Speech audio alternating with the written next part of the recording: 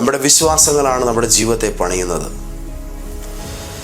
നല്ല കാര്യങ്ങൾ ദൈവത്തിൽ നിന്ന് വിശ്വസിക്കാൻ നിങ്ങൾക്ക് കഴിഞ്ഞാൽ നിങ്ങൾ നല്ല നിലയിൽ ജീവിക്കും. നിങ്ങളുടെ വിശ്വാസം ശരിക്കും ഡിസൈൻ ചെയ്തതാണെങ്കിൽ നിങ്ങളുടെ ജീവിതം രാജകീയമായിട്ട് മാറും. വിശ്വാസത്തിൻ്റെ ശ്രേഷ്ഠമേറിയിരിക്കുന്ന ഒരു രൂപകൽപ്പനയിലൂടെ ഏത് ഗതികെട്ടവനും ഈ ലോകത്തിൽ രാജാവിനെ പോലെ വാഴാൻ പറ്റും. അതിൻ്റെ ഏറ്റവും ഉത്തമമായ ഉദാഹരണം എനിക്ക് മറ്റൊരാളിലല്ല പറയാൻ കഴിയുന്നത്. എനിക്ക് എൻ്റെ ജീവിതത്തിൽ തന്നെ നിങ്ങളെ അത് 100 കാര്യങ്ങളിൽ അടയാളപ്പെടുത്തി പറയാനുണ്ട്. ഇന്നത്തെ ദൂതനെ സംബന്ധിച്ചിടത്തോളം നിങ്ങളുടെ വിശ്വാസത്താൽ നിങ്ങൾ ആർജിച്ച കാര്യങ്ങളിൽ സ്ഥിരത നിലനിർത്താനും എങ്ങനെ എന്നും ആ വാഴ്ചയിൽ വാഴാം, പുരോഗതികളിൽ നിലയുറപ്പിക്കാം എന്നതിനെക്കുറിച്ചുള്ളതായ പരിശുദ്ധാത്മാവിൻ്റെ ശക്തമേറിയ പ്രബോധനമാണ്. ഈ ആത്മാവായ ദൈവത്തിൻ്റെ തുറന്നു പറച്ചിൽ കേൾക്കാൻ ഞാൻ നിങ്ങളെ വിളിക്കുകയാണ്. ലോകമെങ്ങും എന്നെ കേൾക്കുന്ന എൻ്റെ എല്ലാ പ്രിയ സഹോദരങ്ങൾക്കും ഇന്നത്തെ പ്രവചനത്തിലേക്ക് എൻ്റെ രക്ഷകനും കർത്താവുമായ യേശുക്രിസ്തുവിൻ്റെ ഉന്നതമായ നാമത്തിൽ സന്തോഷത്തോടെ സ്നേഹവന്ദനം. വിശുദ്ധ യെശയ്യാ പ്രവാചകന്റെ പുസ്തകം 7-ാം അധ്യായം 9-ാമത്തെ വചനം അതിങ്ങനെയാണ് പറയുന്നത്: നിങ്ങൾക്ക് വിശ്വാസം ഇല്ലെങ്കിൽ സ്ഥിരവാസവും ഇല്ല.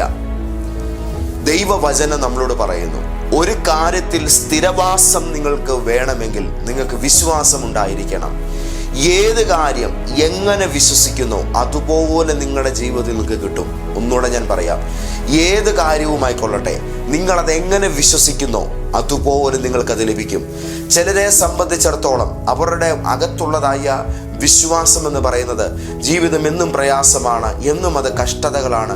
ഒരുപാട് കഷ്ടപ്പെട്ടാലേ, ഒരുപാട് പ്രയാസപ്പെട്ടാലേ അത് മുന്നോട്ട് പോവുകയുള്ളൂ. നമ്മൾ എത്ര കണ്ട് മുന്നോട്ട് പോകാൻ ശ്രമിച്ചാലും അതിങ്ങനെ ഒരു കാലഘട്ടം കഴിയുമ്പോൾ നമ്മൾ പിന്നെയും താഴും, പിന്നെയും ഉയരും. ജീവിതം ഇങ്ങനെ ഉയർച്ച താഴ്ചകളുടെ ഒരു പരമ്പരയാണ്. പകലും രാത്രിയും പോലെ ഒരു നിശ്ചിത സമയം കഴിയുമ്പോൾ നമ്മുടെ ജീവിതത്തിൽ കുറേ ദുഃഖകാലങ്ങൾ വരും. അങ്ങനെ നമ്മളിങ്ങനെ പ്രയാസപ്പെട്ടും തത്രപ്പെട്ടും മാത്രമേ മുന്നോട്ട് പോവുകയുള്ളൂ. ഇങ്ങനെ വിശ്വസിക്കുന്ന ഒരു കൂട്ടം ആൾക്കാരുണ്ട്. എന്നാൽ ആ വിശ്വാസം പുലർത്തുന്നവരെ സംബന്ധിച്ചിടത്തോളം അവരുടെ ജീവിതത്തിൽ അത് ശരിയാണ് താനും. കാരണം അവർ വിശ്വസിക്കുന്നത് പോലെ അവരുടെ ലൈഫിൽ ഭവിക്കും. എന്നാൽ മറ്റൊരു കൂട്ടർ അങ്ങനെയല്ല ചിന്തിക്കുന്നത്. സാഹചര്യം എങ്ങനെയായാലും എൻ്റെ വഴികൾ അടയുകയില്ല, ഞാൻ മുന്നോട്ട് പോകുന്ന പാതകൾ ദൈവം യഥാസമയത്ത് എനിക്ക് വേണ്ടി തുറന്നു തന്നുകൊണ്ടേയിരിക്കും. എനിക്ക് ബുദ്ധിമുട്ടുകൾ നേരിടാതെ വണ്ണം ദൈവത്തിൻ്റെ കരുതലുകൾ എന്നെ പിന്തുടരും. നന്മയും കരുണയും എൻ്റെ ജീവിത കാലഘട്ടങ്ങളിലെല്ലാം എന്നെ പിന്തുടരുന്ന, എന്നെ ചേസ് ചെയ്യുന്നൊരു നിലയിൽ ദൈവം എന്നെ ആക്കിയിരിക്കുകയാണ്. ഞാൻ എല്ലായിടത്തും ശോഭിക്കുവാനായി വിളിക്കപ്പെട്ടിരിക്കുന്നു. യേശു ക്രിസ്തുവിൽ ഞാനൊരു അനുഗ്രഹമാണ്. എൻ്റെ ജീവിതത്തിൽ ഞാൻ നേരിടുന്ന എല്ലാവിധമായ മേഖലകളിലും പരീക്ഷകളിലും ദൈവം എനിക്ക് സമുന്നതമായിരിക്കുന്ന സന്തോഷങ്ങളും തിളക്കമാർന്ന വിജയങ്ങളുമാണ് ഒരുക്കി വെച്ചിരിക്കുന്നത്. ഞാൻ ദൈവത്തിൻ്റെ കൈകളിൽ ഏറ്റവും സുരക്ഷിതനായ പൈതലാണ്. സ്നേഹനിധിയായൊരു പിതാവിൻ്റെ പരിലാളനങ്ങൾ ഏറ്റുകൊണ്ട് ഈ ഭൂമിയിൽ ഞാൻ ഏറ്റവും സന്തോഷവാനായിരിക്കുന്നു.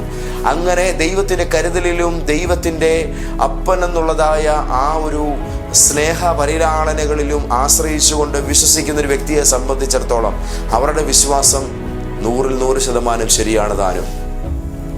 ഞാൻ യേശുവിലായിരിക്കുന്നു, എനിക്ക് വളരെ രക്ഷപ്പെടാനും ഉയരാനും കഴിയുന്ന, അനുഗ്രഹീതനായ കഴിയുന്ന ഒരു നല്ല സാഹചര്യത്തിൽ സമയത്തിലാണ് ഞാൻ ജീവിക്കുന്നത് എന്ന് മറ്റൊരു കൂട്ടർ കരുതുന്നു. അവരെ സംബന്ധിച്ചിടത്തോളം ആ വിശ്വാസവും ശരിയാണ്.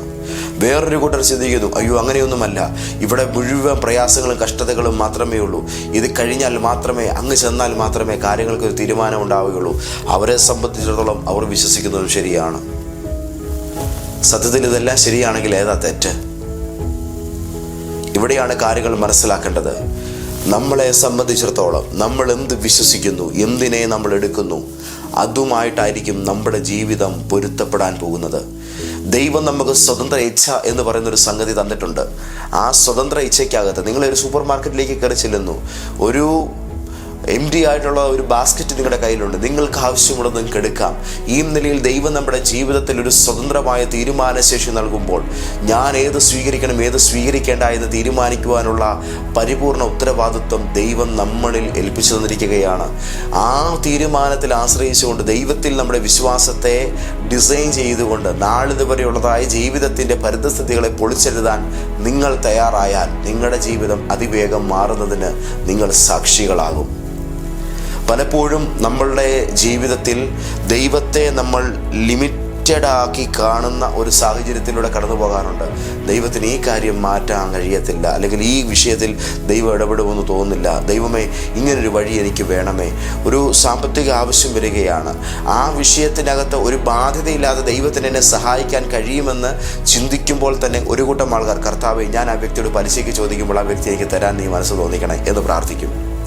വേറൊരു കൂട്ടർ, കർത്താവേ ഞാൻ കടം ചോദിക്കുമ്പോൾ ആ വ്യക്തി എനിക്ക് തരാൻ തക്കോണം നീ ആ വ്യക്തിയോട് മാനസികമായിട്ട് ഇടപെടണമേ എന്ന് ചിലർ പ്രാർത്ഥിക്കും. എന്നാൽ മറ്റു ചിലർ അങ്ങനെയല്ല, ദൈവമേ ഞാൻ ആരോടും ചോദിക്കാൻ ആഗ്രഹിക്കുന്നില്ല, അല്ലെങ്കിൽ ദൈവമേ എനിക്ക് കടമില്ലാത്ത നിലയിൽ ഈ വിഷയം പരിഹരിക്കാൻ അങ്ങനെ സഹായിക്കുമെന്ന് ഞാൻ വിശ്വസിക്കുന്നു, എനിക്ക് വേണ്ടി ഉത്തമമായൊരു മാർഗം വഴി അങ്ങ് ഇപ്പോൾ തുറക്കണമേ, അത് എൻ്റെ ജീവിതത്തിൽ വെളിപ്പെട്ട് വരട്ടെ.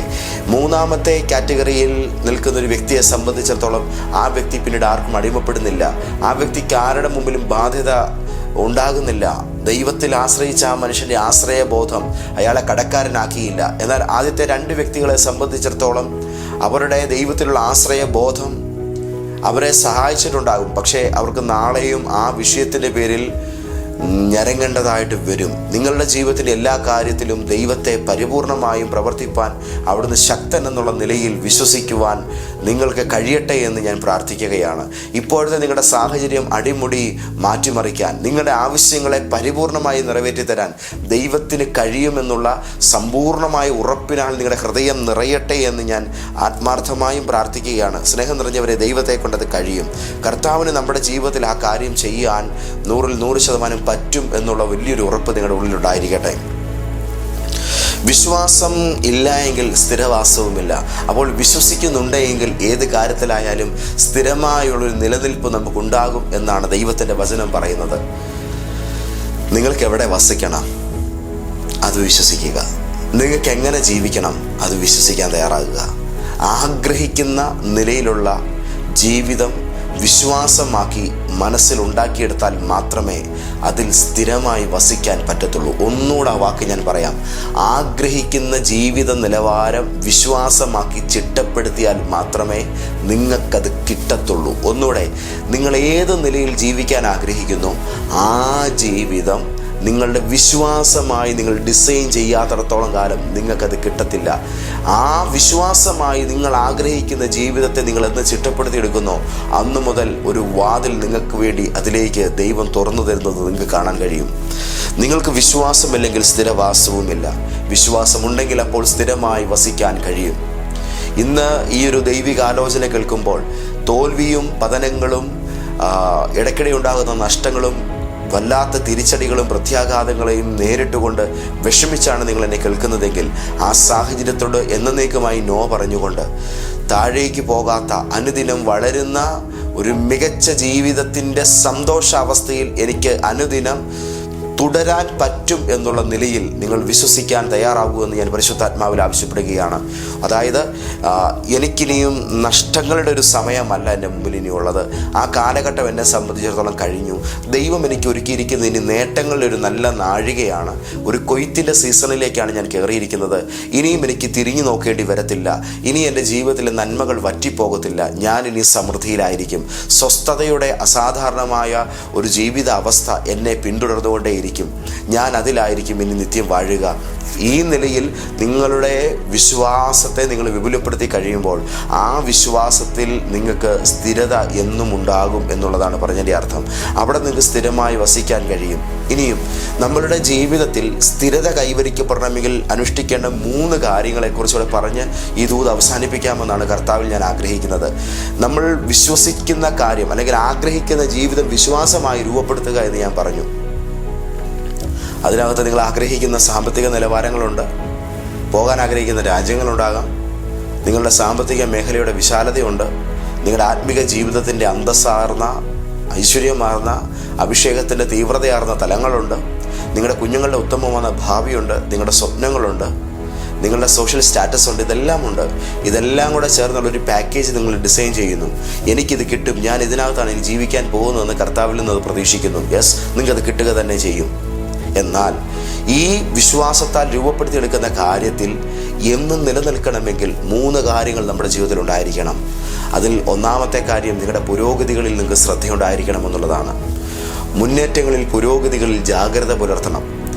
അതായത് എനിക്ക് ഇന്നലത്തെ ദിവസത്തേക്കാൾ ഇന്നത്തെ എൻ്റെ ജീവിതത്തിൽ എന്ത് നേട്ടമാണ് ഉണ്ടായത്, എന്ത് വളർച്ചയാണ് എനിക്കുണ്ടായത്, എൻ്റെ സ്പിരിച്വൽ ലൈഫിൽ എന്ത് ഗ്രോത്താണ് ഇന്ന് എനിക്ക് അച്ചീവ് ചെയ്യാൻ കഴിഞ്ഞത്, എൻ്റെ ഫിനാൻഷ്യൽ മേഖലയിൽ ഇന്ന് എനിക്ക് എന്ത് വിജയമാണ് ഉണ്ടായത്, എൻ്റെ ബന്ധങ്ങളിൽ, എൻ്റെ ഫാമിലി ലൈഫിൻ്റെ സന്തോഷാവസ്ഥയിൽ ഇന്ന് എനിക്ക് എത്രമാത്രം ആനന്ദിക്കാൻ കഴിഞ്ഞു.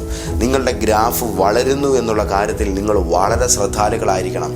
അതെവിടെയെങ്കിലും താഴേക്ക് താണു പോകുന്നുണ്ടെങ്കിൽ ദയവായി പെട്ടെന്ന് തന്നെ അതിനെ റിപ്പയർ ചെയ്ത് അത് ഗ്രോ ചെയ്യുന്ന നിലയിലേക്ക് അതിനെ ട്യൂൺ ചെയ്യാൻ കർത്താവിൽ ഞാൻ ആവശ്യപ്പെടുകയാണ്.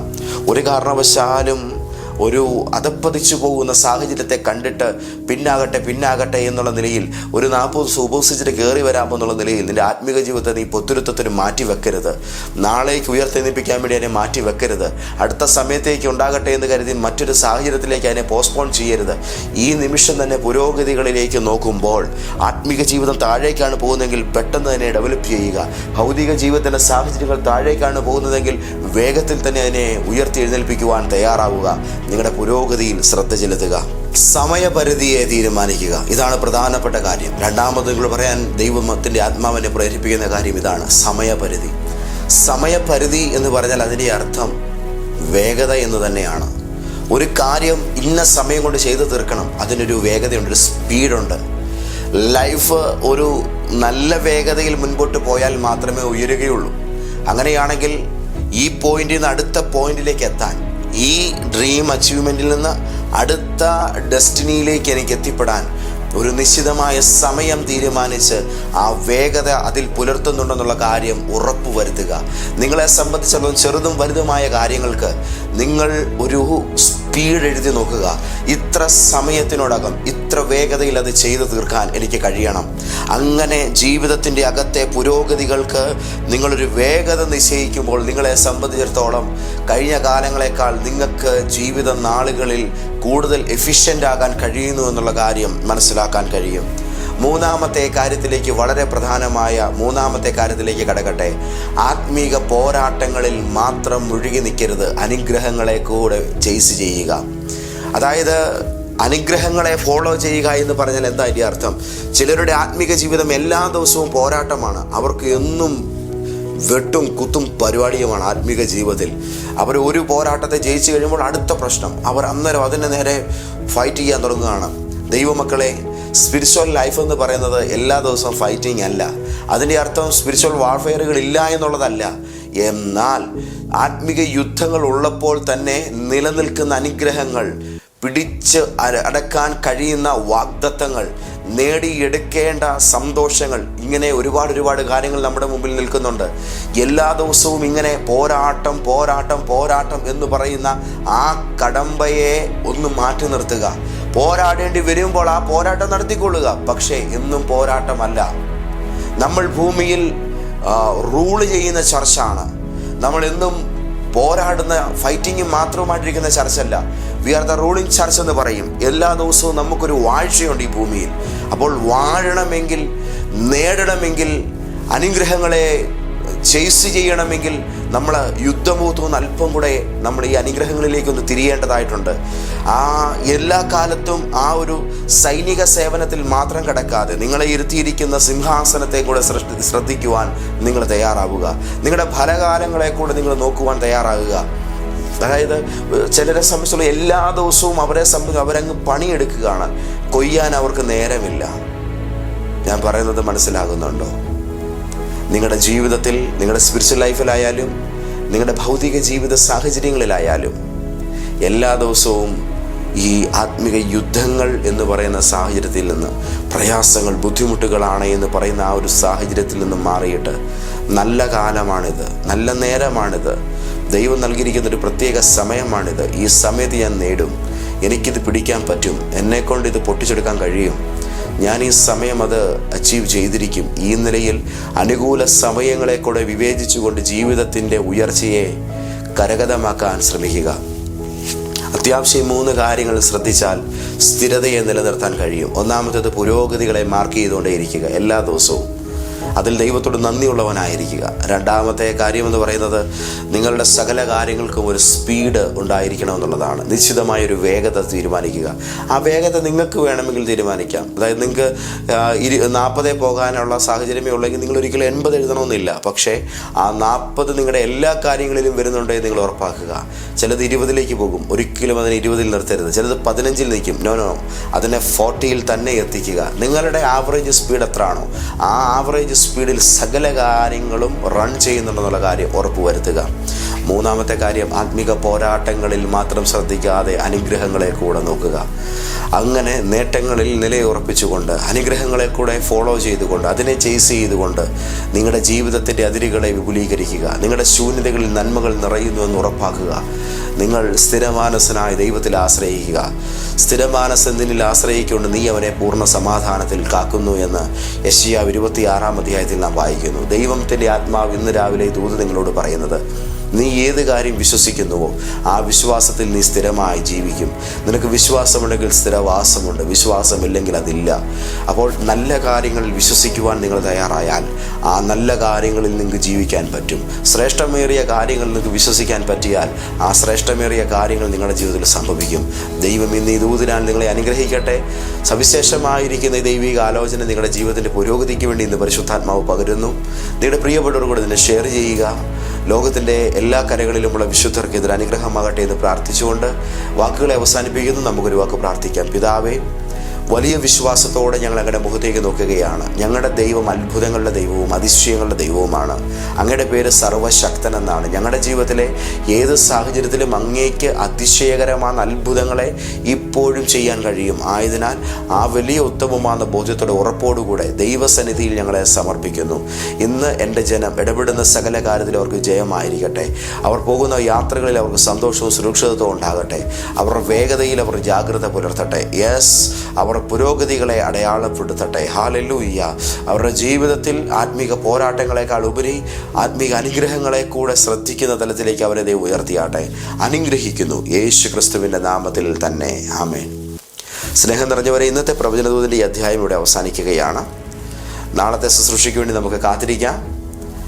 എല്ലാ ഞായറാഴ്ചയും കോട്ടയത്ത് നമ്മളുടെ റെഡ് ക്രോസ് ഓഡിറ്റോറിയത്തിൽ നമ്മുടെ ആത്മീക ആരാധന നടക്കുന്നു. നമ്മുടെ ലൈഫ് ചേഞ്ചർ പ്രൊഫറ്റിക് ചർച്ചിൻ്റെ ആത്മീക ശുശ്രൂഷയിലേക്ക് ഞാൻ നിങ്ങളെ ക്ഷണിക്കുന്നു. God bless you. ആമേൻ.